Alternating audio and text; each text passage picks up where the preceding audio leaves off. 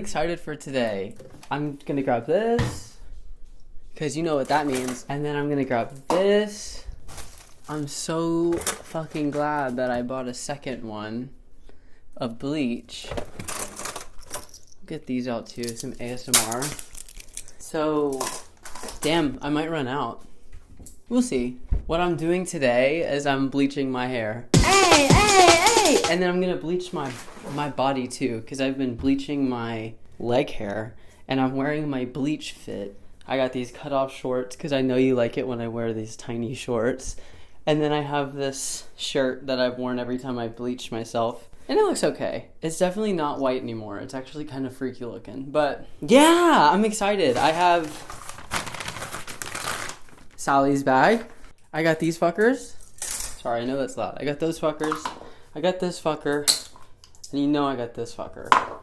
Oh, and I got my big water. I'm really excited about the waterness of today. So I'm just gonna bring y'all through it. So the quality of this, again, might not be the best. I know you keep talking about the focus. But I have my camera up on a tiny little tripod just to bring it up a bit. This is in the way, but that's okay. And I got my light on me and I got my microphone. So I think it looks okay. I know that the focus is set here. And no matter what I try to do, the autofocus on this camera just isn't the greatest. But it has a lot of other strengths that I'm choosing to focus on instead, because I'm an optimist. Like, sorry. And she's recording. I'm excited. I haven't bleached my hair since May 12th, and right now it's June 25th. So it's been a long time coming, I'd say. I got my 20. This is how my hair looks right now. I have about a ½ inch of growth, and I like it. I like the regrowth, but it only looks good like this for like another week or two. After a while, it just starts to look really grown out. Especially this part. This is what sort of irritates me. I like to just freehand this shit.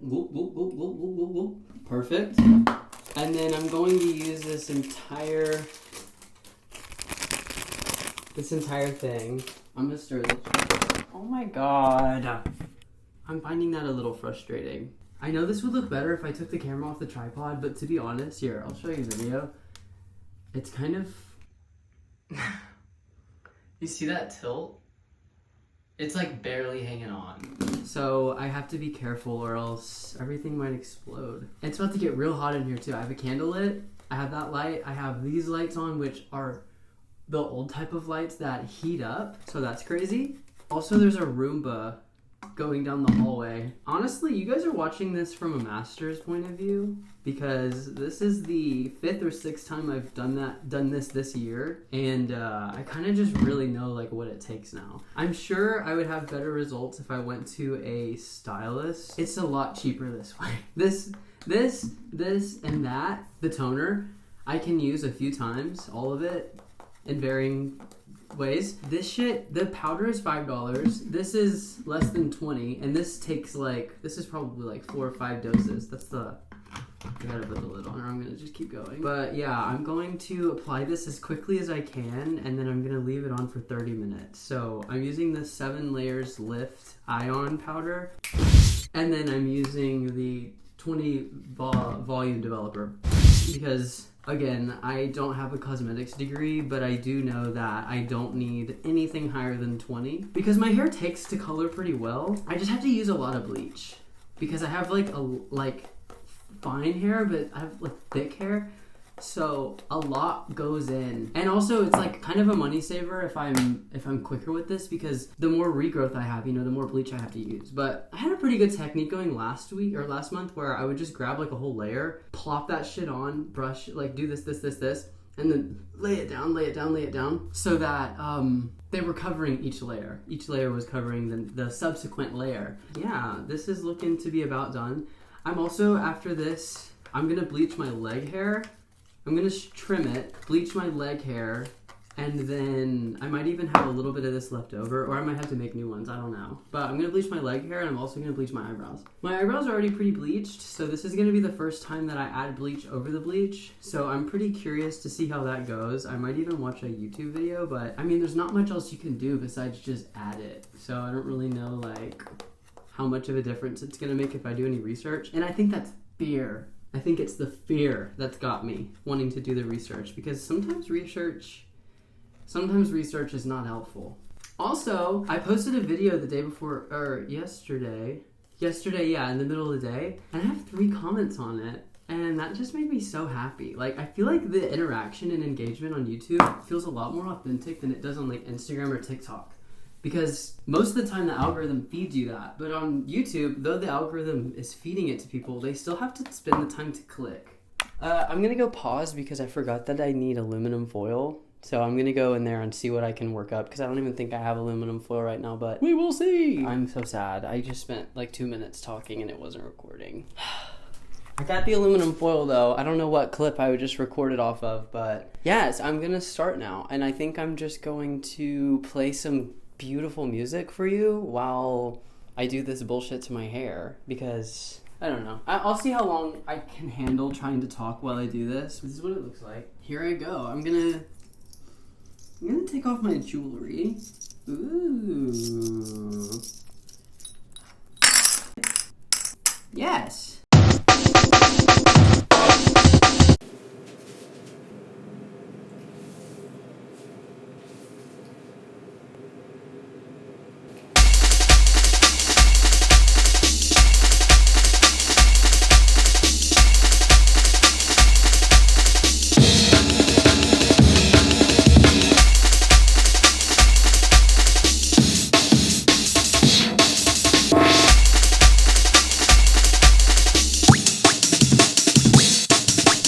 Amazing thing happened where this wasn't fucking recording. You just missed something. I'll do a time lapse or whatever because I'm kind of pissed now, but yeah, I put this bullshit on my head.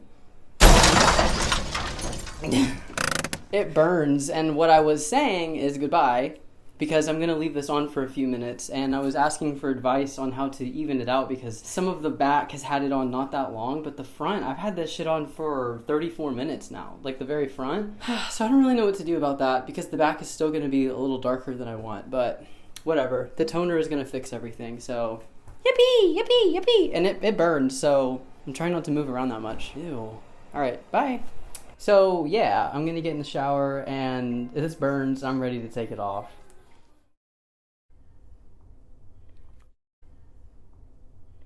So today is full of failure. I just recorded a video talking about how I failed. Wasn't recording. So I hate repeating myself. It's one of my biggest pet peeves. I fucking hate it. So I'm not going to. The back doesn't look like how I want it to. I tried to put toner on it and it felt like someone was pouring lava down my back and it hurt so fucking bad. So I just washed it out. So the top looks okay. The back, it's wet, but the roots are still dark, which is aggravating as fuck because I left that shit on twice, but I didn't do it correctly. It was my fault. I started to panic. I let the bleach get to me. It got into my brain. I'm gonna trim my body hair now, and I'm gonna bleach it, and then I'm gonna use the leftover bleach. I'm gonna leave a little bit behind. I'm gonna do my eyebrows. Maybe not as much as last time, but yeah, a little bit. And I'll update accordingly, you motherfucker. Stop asking so much from me.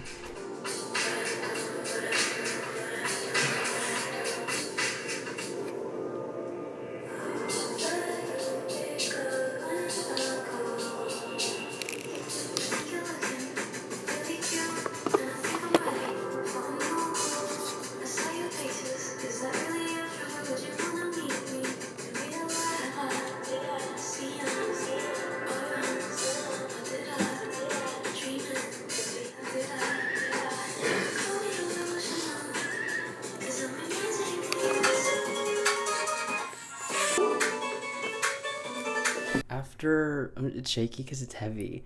I was in here for like 3 hours. I'm sweaty and I feel like I look a little crazy right now, but I kind of like it. Like from far away, I'm like super washed out, but it's fine. The grow out on the eyebrows is like kind of what I'm aiming for, and I'm okay with looking a little freaky for a few days. So yeah, I'm gonna go somewhere else because I don't want to be here anymore. Goodbye. If you just hold your fucking horses, you'd let me have my light out, things would look a little bit better, okay? Like, I'm serious, I don't know what's gotten into you lately, but everyone's been talking about it.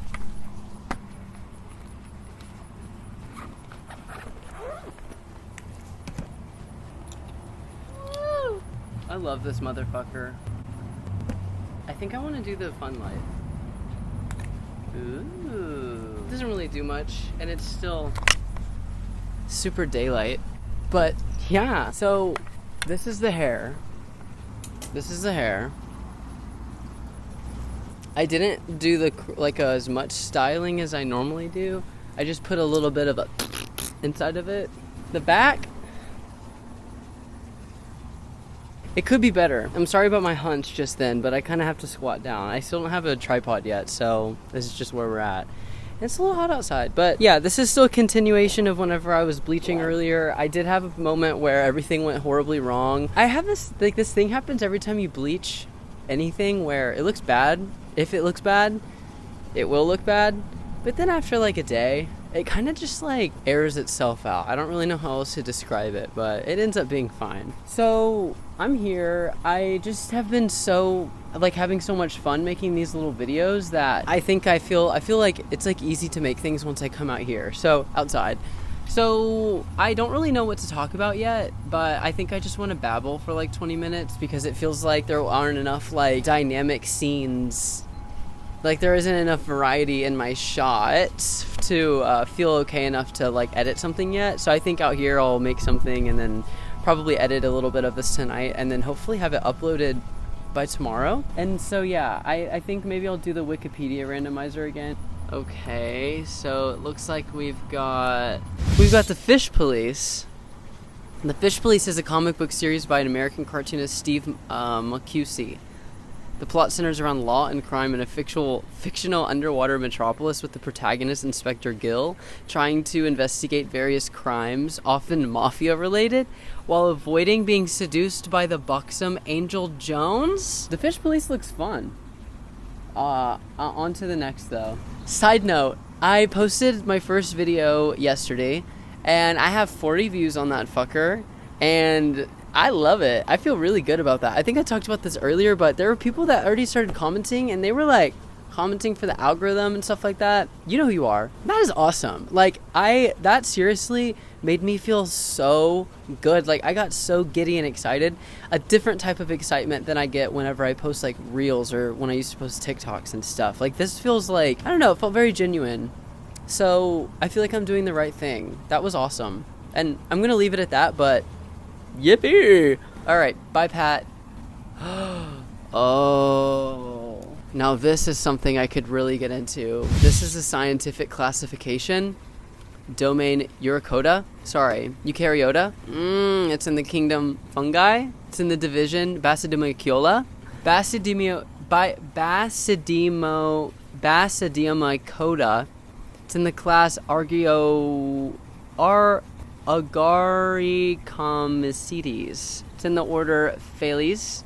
It's in the family Phalaceae. It's in the genus Multinus. And it's in the species M. caninus. And its binomial name is the Mutinus canunis. And you better know that that's the dog Stinkhorn, motherfucker. Small, thin, phallus-shaped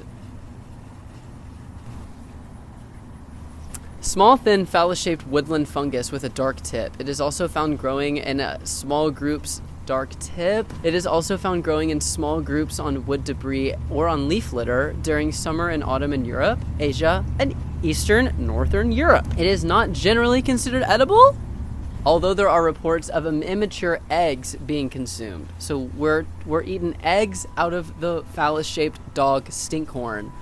This is why I do this type of work. I'm gonna screenshot that because I feel like this is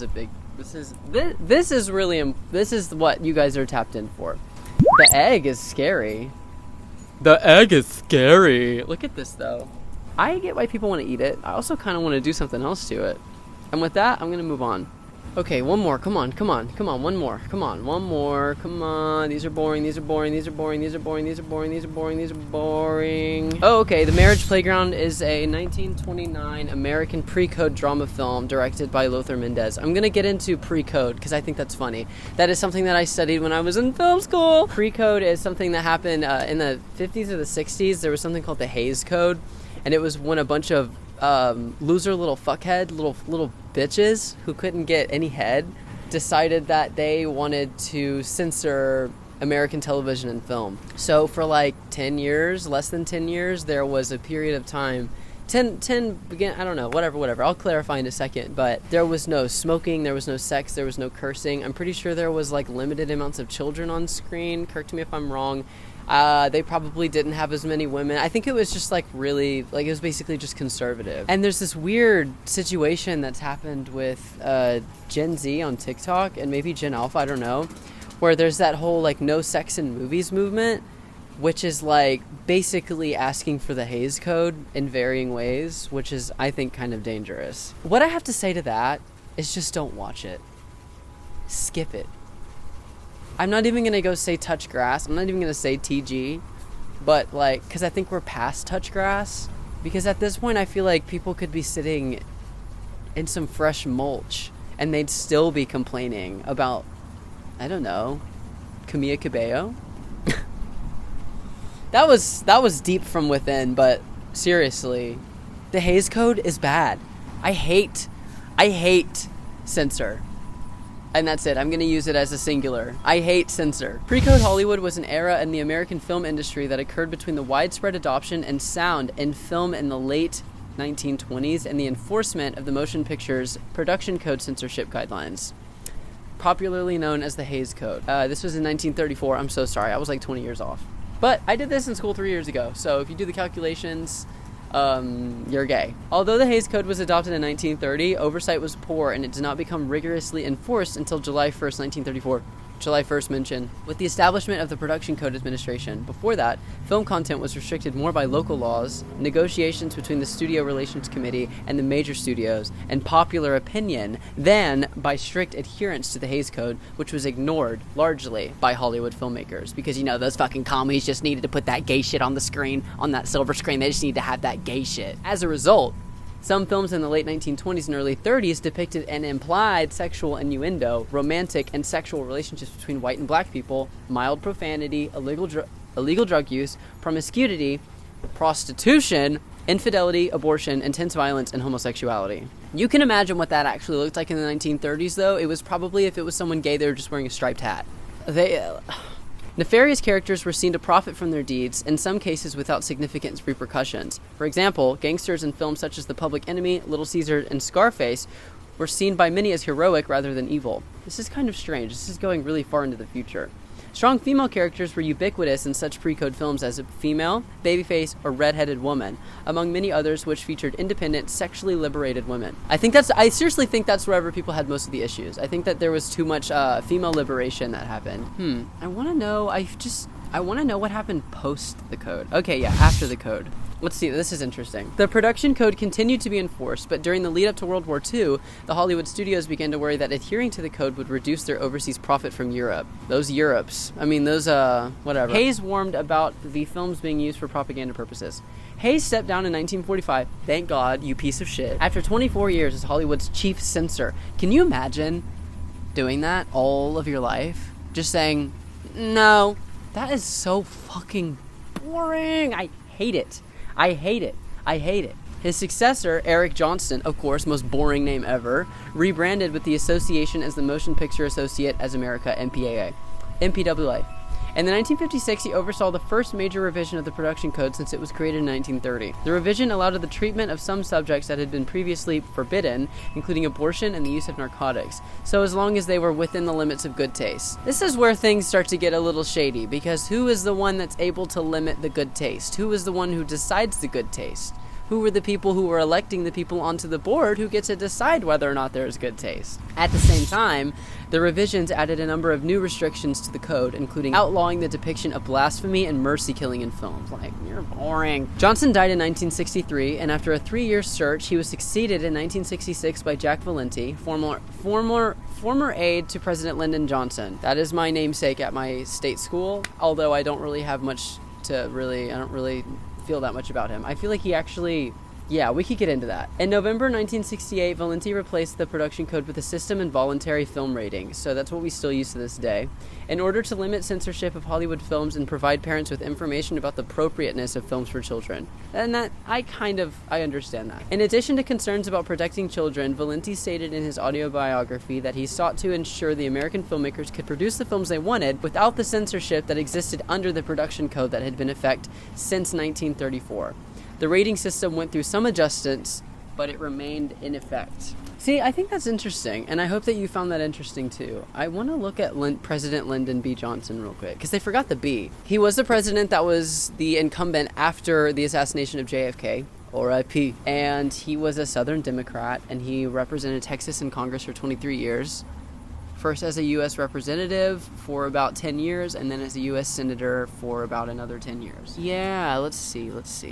Okay. Yeah, I thought he was cool. I thought he did stuff with civil rights, but I just didn't know if he, like, expanded it or limited it. But it seems like this is saying that he expanded civil rights, and that's awesome. So he expanded civil rights, public broadcasting, and access to healthcare, aid to education, the arts, urban and rural development, consumer protection, environmentalism, and public services. He sought to create a better living condition for low-income Americans by spearheading the war on poverty. He was doing shit that resulted in the creation of Medicare and Medicaid. That's awesome. 80 years later, it's about to go away. Isn't that fucked up? 60 years later, I mean? Almost 60 years on the dot. Ah! I hate you. You know who you are. I think this is about it for me. I'm, like, wanting to edit this now. Again, I hope that you weren't expecting much. And I know that this title might say that I bleached my whole body, but I trimmed my leg hair so much that there's not much to bleach, and I don't want to waste it. So I think I'm going to wait to grow this out for a month, and then I'm going to bleach that. But it would be kind of a waste of product if I were to bleach it now. So, yeah, and this is Lyndon B. Johnson's voice. My fellow Americans, I am about to sign into law. And that's what he did. So yeah, I recorded a video last night that's going to be posted later, but I'm in a good mood. I'm feeling good about my life. I'm happy that I am on this journey. For those of you who don't know, I'm moving to New York in like 3 days, and it's all I can think about, and it's also all I can talk about. I think that was the first time I mentioned it in this video, which is a pretty big deal because, yeah, it's all I talk about and it's all I think about, as I just said. So I'm going to go because I really want to edit this. And, yeah, of course I would love to keep talking, but I have to go to work. I have to go to work, though. Oh, okay. So while I'm at work? Okay. No, it makes sense. It's just, yeah. Okay. I'm not being weird. You're making it weird by saying I'm being weird. I'm not being weird. I was just a little confused at first, okay? I'm the one that has to go to work. You're the one that just doesn't have to do anything. I'm just fucking with you. I just do stuff like that sometimes. So I'm going to go because I want to edit this, as I just said. And I could just keep going on and on about this. Basically what I'm going to do is I'm going to go and I'm going to edit this. I'm hungry too. I was in there for like 4 hours. Legitimately time traveled. Okay, I don't like when I do that. It's kind of C word. Alright, and now I'm gonna hit the B word. Bye.